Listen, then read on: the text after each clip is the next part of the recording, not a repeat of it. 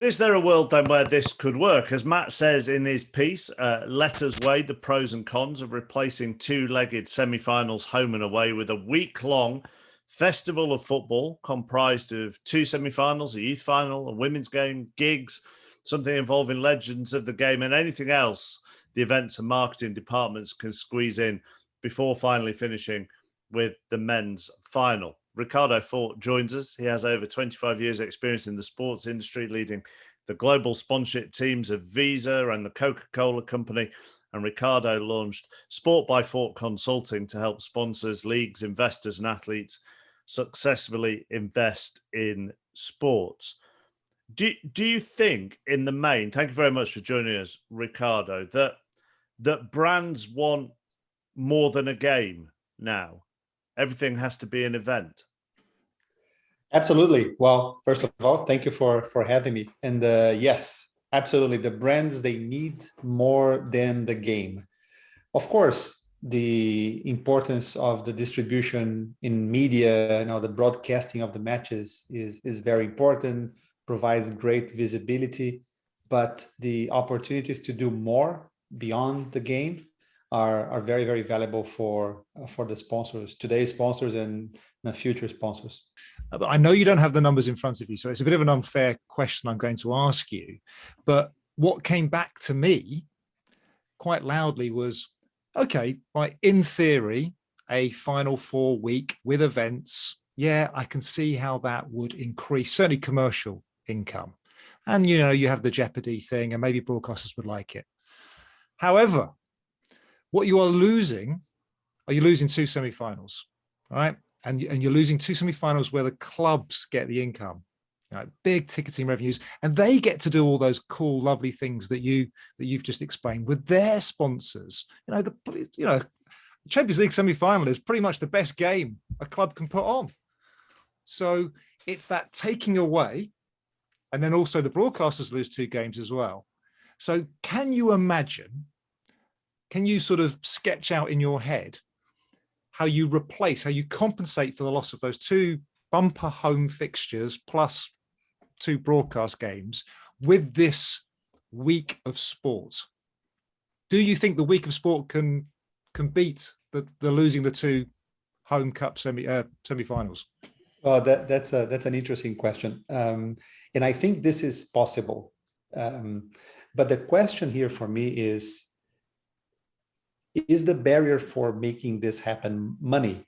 Because if it is, then the discussion turns into, okay, how can I compensate you for the value that you're going to lose? Because the clubs playing the semifinal, they are going to lose value. Some sponsors that are looking for the visibility provided by the broadcasting are going to lose value. So if that's the case, so there's a price for that. So that's one conversation. The conversation that I hear more often is, this is a bad idea because it's not worth it. It's not, people don't need it. And, that's a questionable discussion. And, there are different points of view here.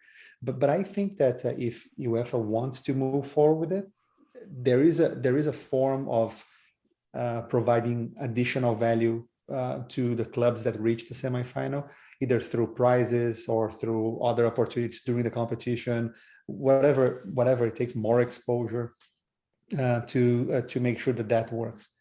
But having said that, Matt, I think a Final Four week or a week long of events, it's easier to think about it with semifinals and final, but it's not necessarily the only solution. Because if you think about the Super Bowl has grown into a week-long celebration, and it's one game. So there are different ways of doing this, but I think that UEFA is pushing the right discussion. So let's have a conversation about this, and engage with the clubs. We are recording today in the week of the second leg of the Champions League semifinals, right? And no, I cannot think about not having what we're having this week. But if UEFA wants to try this, they should continue the conversation and pushing the dialogue with the clubs and sponsors. Football, though, is so far off being able to do. No, for a whole variety of reasons. That I have covered 8 Super Bowls in America. Okay, so firstly, the atmosphere is unbelievable in a host city for a Super Bowl because fans of all 32 teams turn up and they don't tend to punch each other, right?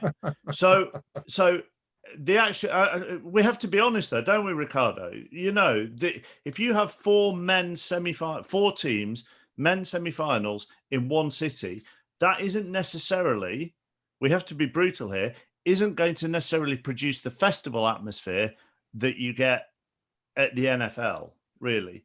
And the other thing with the Super Bowl is it is great for those fans, but the majority of events that kind of happen around a Super Bowl are all corporate hospitality. Most of those fans that you bump into in a bar and in a, you know, and in the street don't end up going to the party here and the party there, and the, you know, then it becomes incredibly corporate.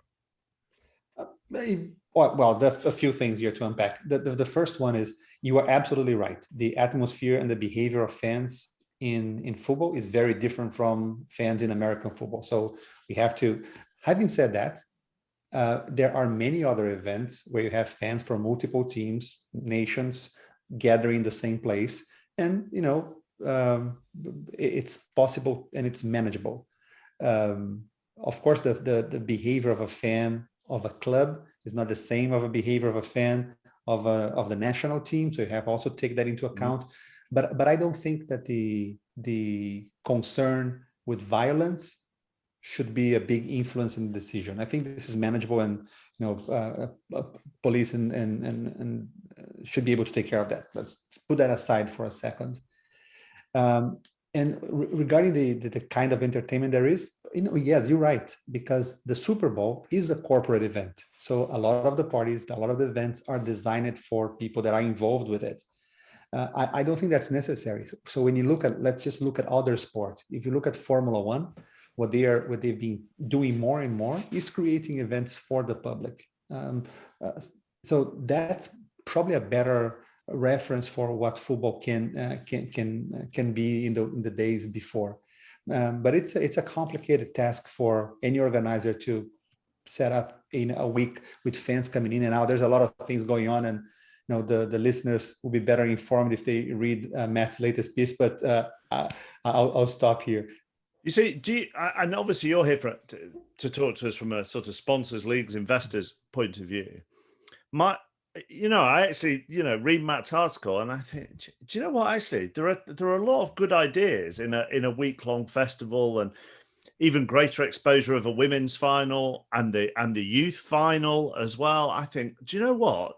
This and a few gigs and this idea, this actually could be a really great week, a really great celebration. And then the other part of me goes, well, hang on a minute. For these 2 legs of Manchester City, Real Madrid, and the 2 legs of Villarreal, Liverpool, the majority of tickets have gone to the fans. Now, if you then have 2 one-off semi-finals and a final, we already know ticket allocations for the final. Fans of the 2 clubs get a minimal allocation. And so from the fan side of it, there would be great concern that fewer of them would be able to watch these games. Yes, you're right. And for me, that reinforces the potential of doing more things beyond the game. Because the game, it is today a corporate event in its majority. It's not an exclusivity of the UEFA Champions League final. It is just a normal, characteristic of any big event. Any big event is expensive. It's limited. It's more corporate. It's becoming more and more corporate. So the city that today hosts the final, it is hosting a lot of executives coming for the game already, and a tiny share of fans. So that's not going to be very different if you have the semifinals and final. But of course, again, the whole discussion will always go back to, looking at every constituent of this final. Are they getting more value in this new format that they are getting today? And I think this is an equation that's very hard to balance in UEFA. If they want to move forward this, they will have to think it through and talk to all of them to make sure that nobody's losing. Speaking of balances and constituencies and Mark's question about fans. What I think this debate has again cast a big light on, it's one of the debates I think we're going to be talking about. We've already been talking about it a little bit in the past with things like kickoff times and preseason tours, but I think it's going to become one of the most important conversations for football. It's which fan? Are we talking about the fan that you've had for 100 years? The fan who lives half an hour from you can come, I can physically sell you something and comes to see us and cheer, and I have a relationship with you? Or are you talking about the fan in Boston or, I don't know, Bangalore, who loves my club as much as the guy down the road, but I can't sell him anything? Not really. So which fan? And I think one of the things about this Final Four week, which no one's really being honest about, is it's to take it on the road. It's to take it abroad. It's to bring it to Atlanta, Ricardo. And actually, yes, I'm being selfish. I'm being selfish because I won the Final Four here in Atlanta. But let's just say you're a Liverpool fan. I don't know who you support. I don't. It doesn't really matter. But we see this in the comments of our pieces all the time, particularly the Athletic, where we have a multinational readership, but actually probably quite leaning towards the States. When we write about this stuff and we see the British fan go, "Oh, this is awful, dreadful," then we get the American fan saying, "Well, hold on a minute. This sounds all right." A Final Four week in the States to a Liverpool fan or a Man United fan or a Man City fan or any of those clubs, Real, Barca, sounds great. Yeah, it does. It does. And if the football industry was going to be honest in answering this question, they would tell you that the fan that they are catering to are the fans that can attract more media dollars. So the idea of my club, because I was born and I grew up, a couple of miles, couple of kilometers from where they are. Now this is very is romantic, but the reality is that UEFA, FIFA, all the big rights holders, they are catering to the largest market that can attract the most dollars or euros or pounds from a media standpoint, because that's what it's paying their bills. Just today, just going back to the NFL, today the NFL announced 3 games in London, 1 game in Munich, 1 game. If you ask a Seattle Seahawks fan if they are happy to have one of their very few games played in Europe, they would have the same reaction as a Liverpool fan being asked if they're happy to have their final, the Champions League final in New York.